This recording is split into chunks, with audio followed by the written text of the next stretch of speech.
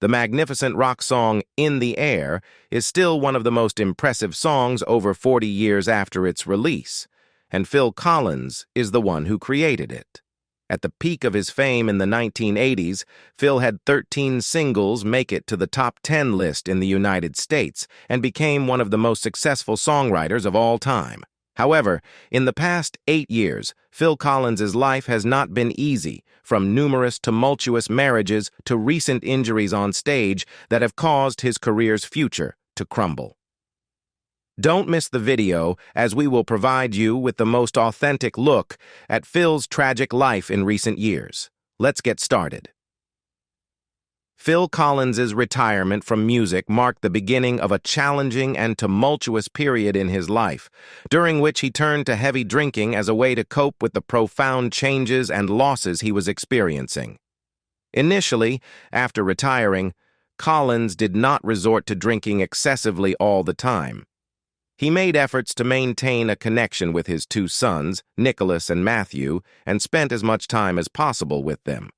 However, the dynamics of his life took a drastic turn when his ex-wife, Orianne Seve, made the decision to relocate to the United States with her new husband, taking their children with her in May 2012.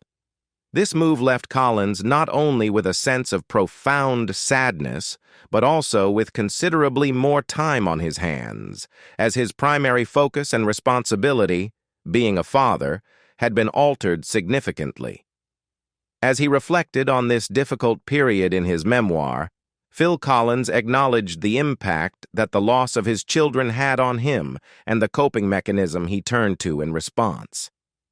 He described how he fell into a pattern of heavy drinking, which escalated over time. He confessed, "It took me till the age of 55 to become an alcoholic. I got through the heady 60s, the trippy 70s, the imperial 80s, the emotional 90s. I was retired, content, and then I fell.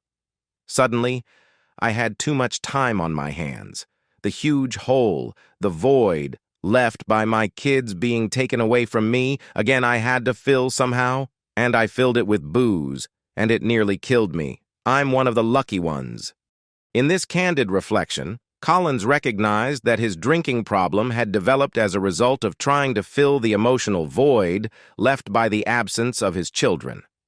His addiction reached a dangerous point when he suffered from acute pancreatitis, a serious medical condition often associated with heavy alcohol consumption. This health scare was a wake-up call, a stark reminder of the destructive path he was on. Fortunately, Phil Collins was able to seek medical assistance in time to address his acute pancreatitis. The near-death experience served as a turning point in his life. It was the catalyst that convinced him to confront his alcoholism and take the necessary steps to overcome it. In 2015, the iconic musician Phil Collins made a remarkable comeback to the music scene, defying the odds and pushing through persistent health issues.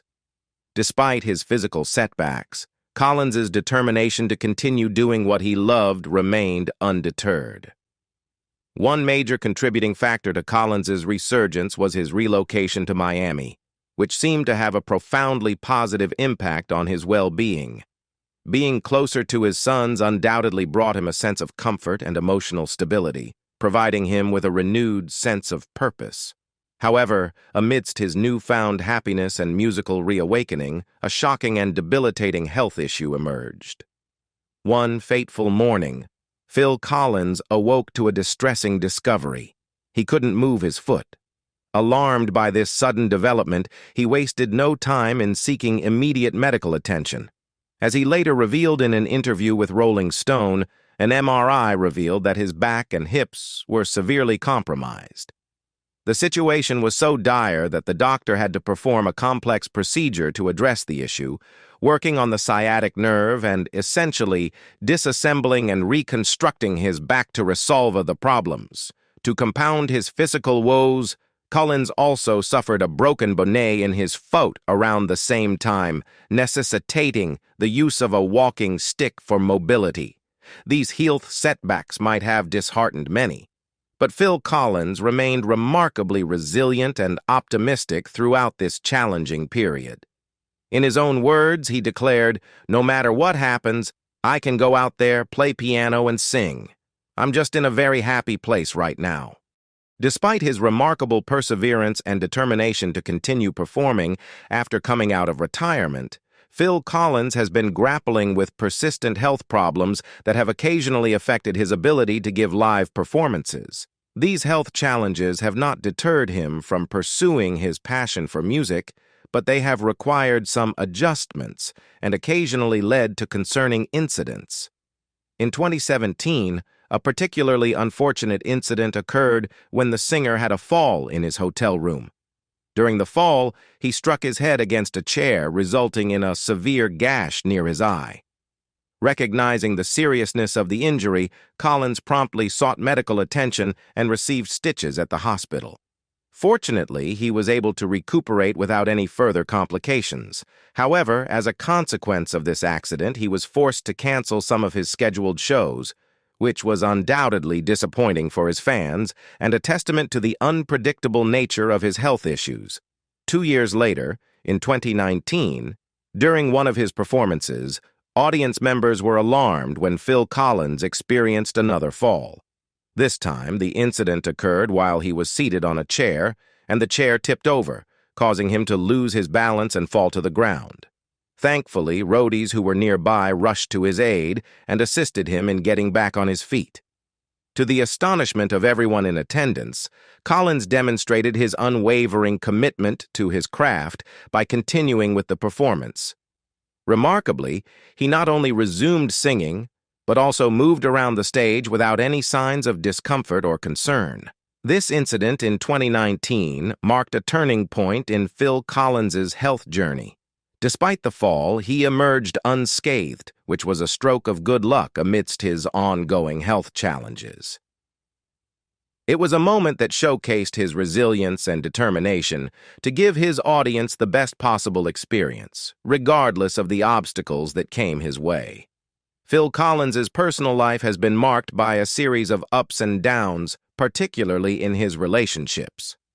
Despite his health issues, it seemed that his love life was improving when he reunited with his third wife, Oriane Seve, in 2015.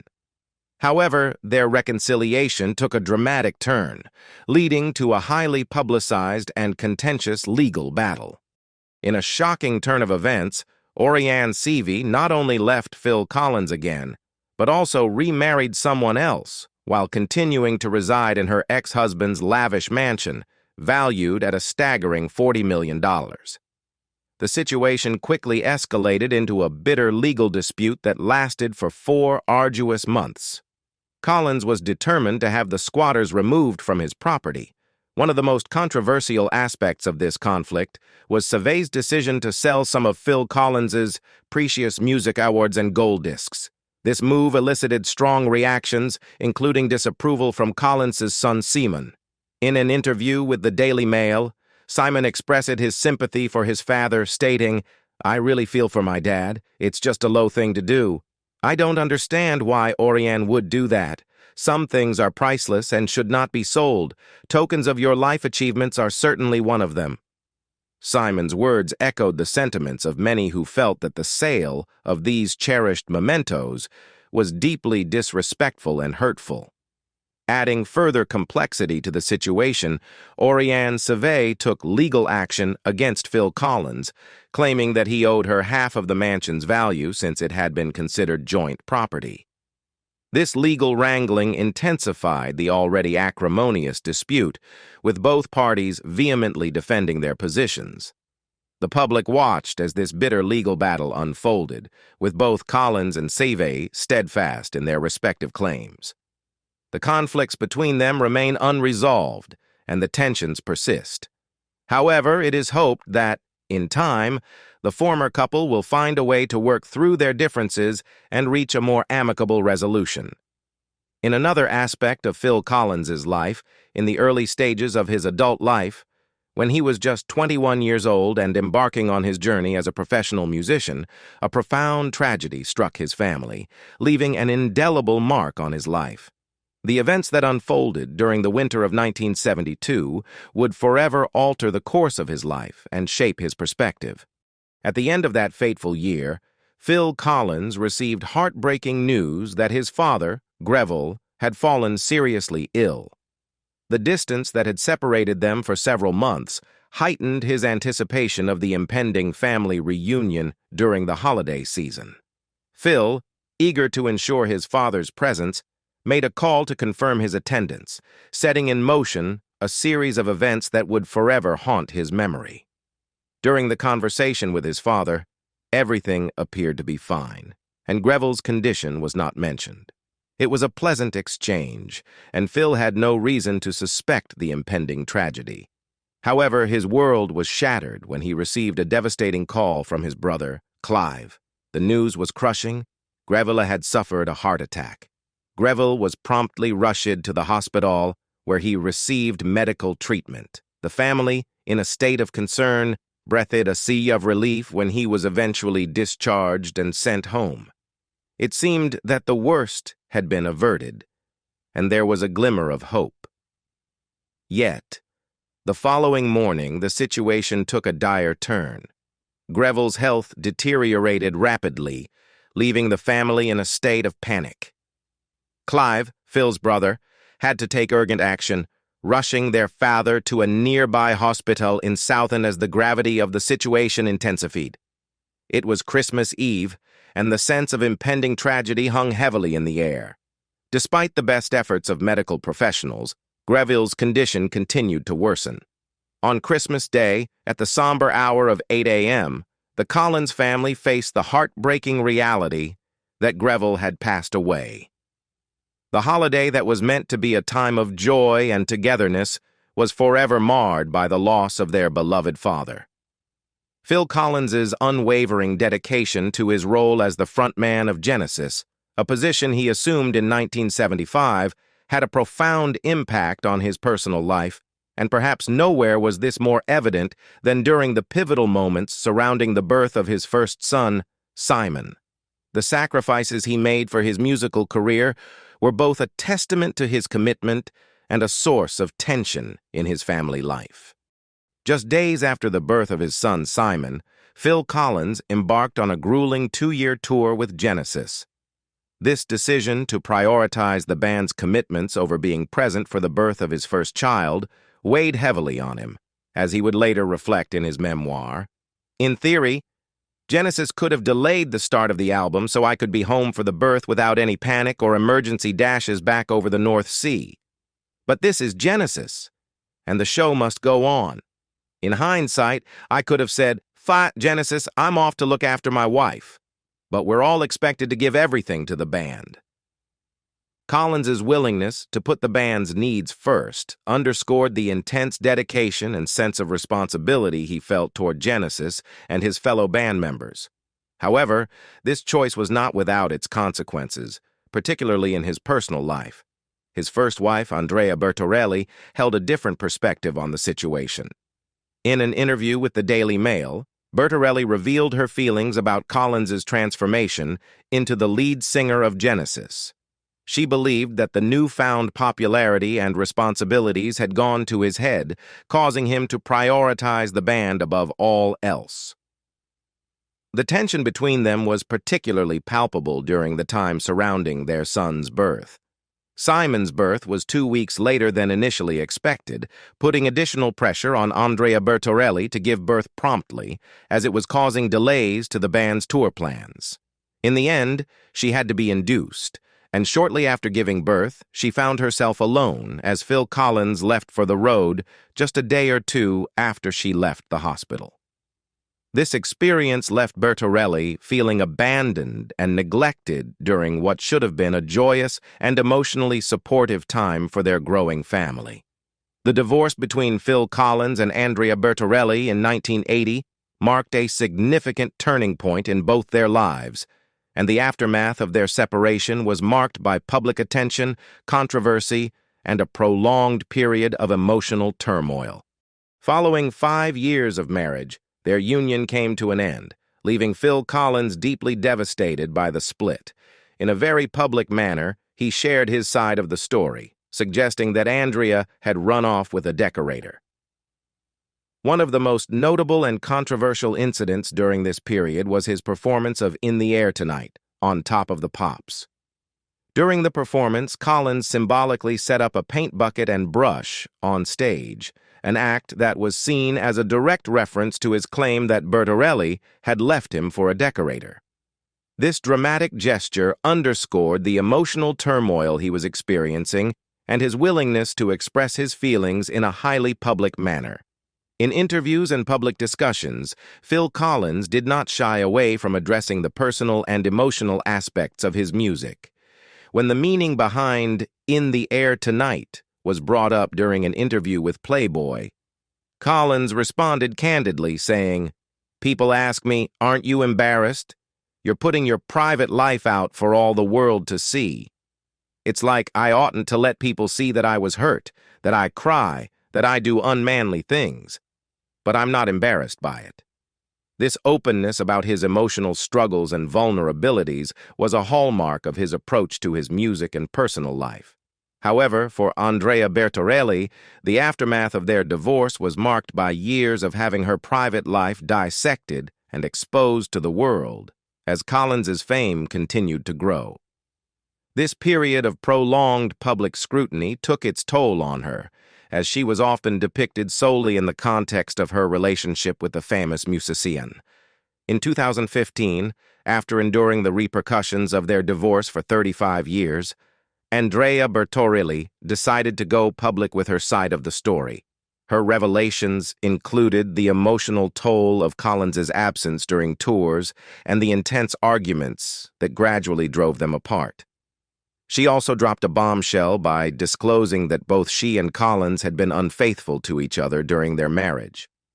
1 year later, in 2016, Bertorelli took legal action against Phil Collins.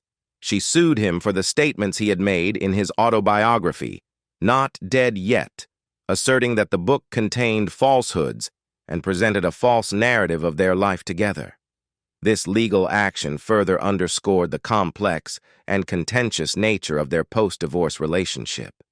His second marriage, to Jill Tavelman, came to an end in 1996, primarily due to his extramarital affair.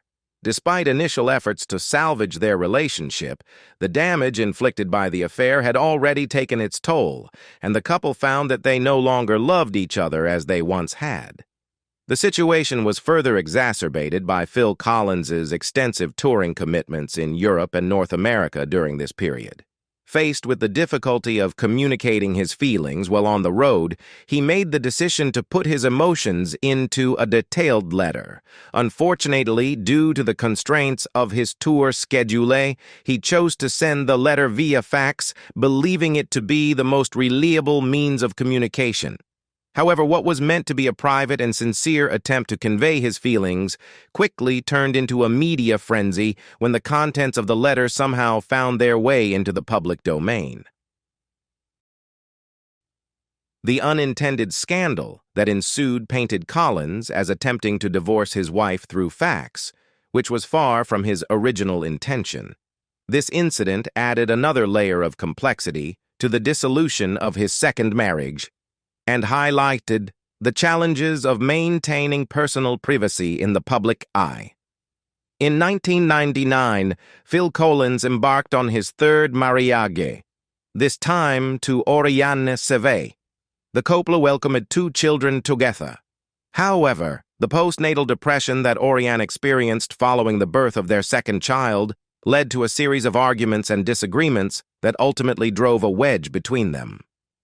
The strain on their relationship resulted in a separation in 2006, and the divorce was particularly difficult for Collins's teenage daughter from his previous marriage, Lily. Oriane had become a significant figure in Lily's life, effectively assuming a maternal role, making the separation especially emotionally challenging for the family. In his memoir, Phil Collins candidly summed up his feelings about his failed marriages, expressing disappointment that he had been married and divorced 3 times. He emphasized that his history of divorces did not reflect a casual attitude toward the institution of marriage. In fact, he considered himself a romantic who cherished the idea of marriage and hoped that it would endure. The recurring theme of his marriages and divorces underscored the complexities and difficulties that can accompany personal relationships, particularly for those in the spotlight. Phil Collins, despite achieving immense popularity and success in the mid-'80s, found himself vulnerable to the criticism and negative comments that frequently came from the media. In an interview with Playboy during that era, he candidly shared his feelings about the hurtful remarks directed towards him. He expressed his belief that some critics failed to comprehend the enthusiastic and diverse fan base that attended his concerts. Instead, they reduced him to unkind descriptions, such as short, slightly bald, overweight, middle-aged pop star. These comments deeply affected him, as he made clear when he said, "And it does hurt." As the years went by, the criticism did not abate, and in some cases it became even more biting. One particularly harsh critique came from Julie Burchill, who was reputedly quoted as calling him the ugliest man since George Orwell. Such derogatory comments, whether about his appearance or his artistic output, weighed heavily on Collins, who continued to persevere in his career despite the ongoing scrutiny. Perhaps one of the most stinging moments for Phil Collins was when David Bowie, a fellow music legend, referred to a creative low point in the '80s as his Phil Collins years. This comment implied that Collins was synonymous with a decline in artistic quality, which was undoubtedly hurtful for a musician who had achieved so much success. Another instance that likely struck a personal chord was when Paul McCartney, a fellow member of the music elite, referred to him as Little Phil. This diminutive nickname could have been seen as belittling, and it reflected the competitive nature of the music industry. Even beyond the realm of music, Phil Collins faced criticism and public scrutiny. Guitarist Noel Gallagher of Oasis publicly accused him of being a tax exile for relocating to Switzerland to be with his Swiss-born wife. This insinuation, while unfounded, added another layer of controversy to his public image. Perhaps some of the most public ridicule Phil Collins experienced was through the satirical lens of popular culture, particularly in episodes of the animated television show South Park. Creators Trey Parker and Matt Stone created a character spoofing the rock star, delivering a mix of humor and satire.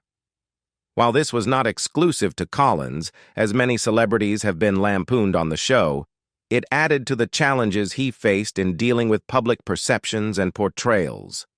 In the year 2000, Phil Collins faced a significant health setback when he suffered an oral stroke caused by an ear infection. This unfortunate incident left him with a 50% hearing loss in one of his ears. Despite the potentially distressing nature of such a condition, Collins demonstrated remarkable resilience and a determination to adapt to his new reality. He refused to let the hearing impairment define him or impede his musical career, instead choosing to carry on and learn to live with this challenge. However, this episode turned out to be just a precursor to more significant health issues that would later affect him. In 2007, during a reunion tour with his band Genesis, Phil Collins encountered another major health setback when he dislocated vertebrae in his neck. This injury had far-reaching consequences, particularly for his ability to perform as a musician. Despite undergoing successful surgery to address the dislocated vertebrae, Collins faced ongoing issues with his hands, which did not function properly. This impairment was particularly problematic for a musician of his caliber, as it hindered his ability to play the drums and piano, both of which were integral to his musical career. In his official statement at the time, which was released to the UK press, Phil Collins maintained an optimistic outlook on the situation.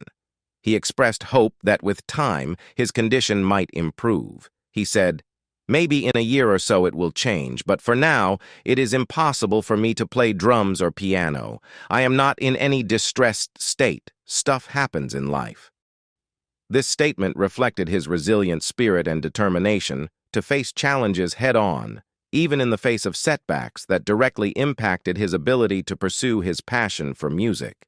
The decade leading up to 2010 was an exceptionally challenging period in Phil Collins's life, marked by a series of health issues, personal struggles, relentless criticism, and heartbreaking moments.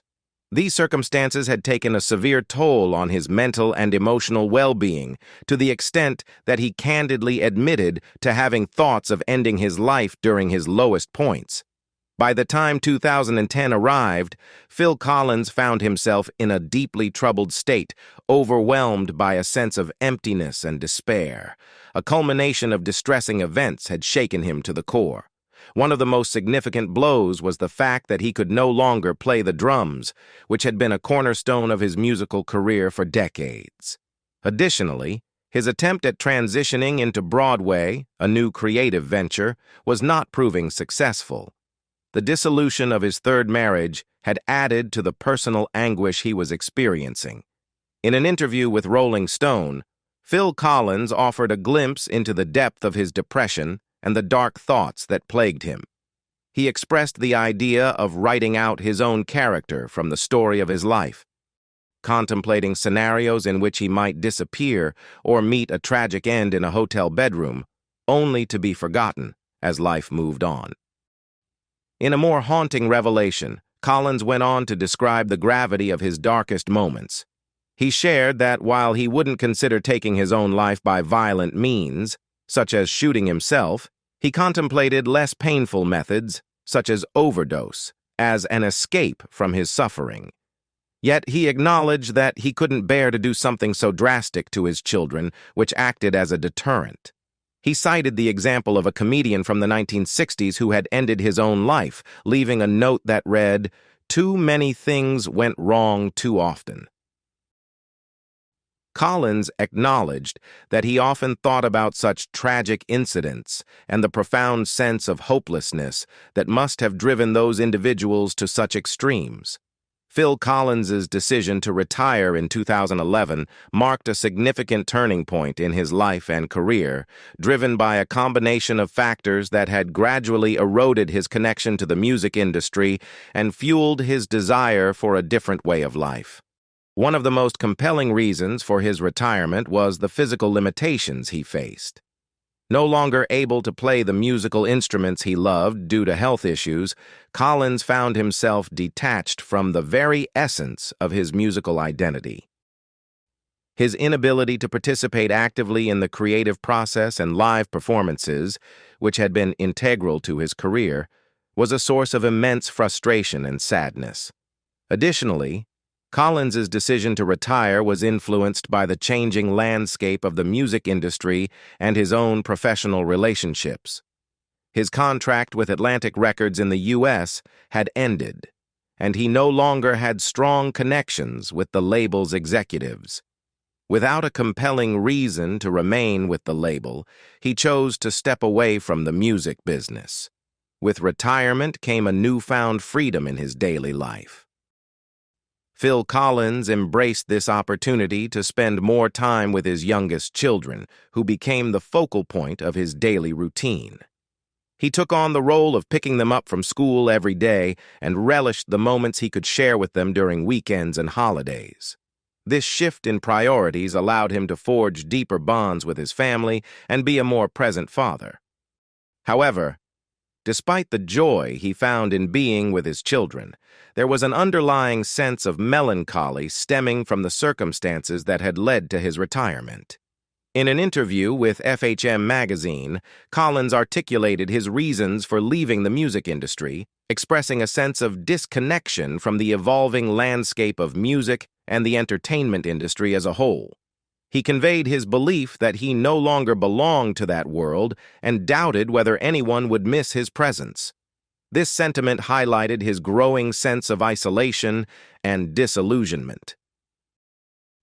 In his interview with FHM magazine, Collins also shared a somewhat whimsical vision of how he might end the story.